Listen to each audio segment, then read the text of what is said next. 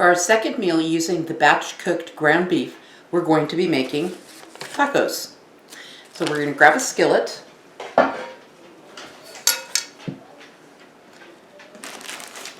The ground beef is thawed. Add that to a pan. The instructions say to add 3/4 cups of water, 1 package of the taco seasoning,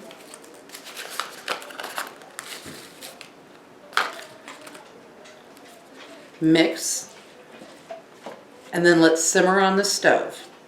I'm going to prepare the taco bowls. I'm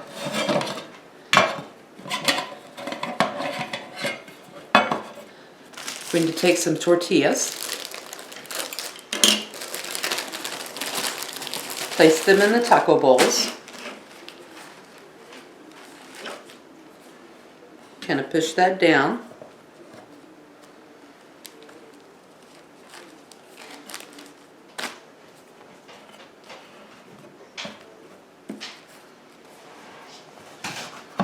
And once the bowls are filled, take a little bit of olive oil spray and spray them lightly. This will allow them to crisp and brown up just a little bit more than they would without it.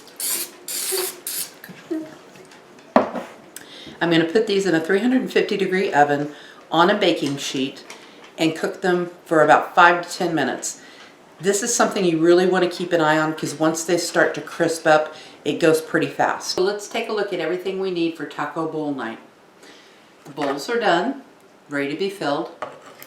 We have a wide variety of toppings from cheese, banana peppers, red onion, beans, chopped green onions, tomatoes, salsa, sour cream, lettuce, avocado. And of course, the star of the meal is our taco meat. So this is going to make servings for about 4 to 6. And the next episode, what we'll do is we'll take a look at the spaghetti.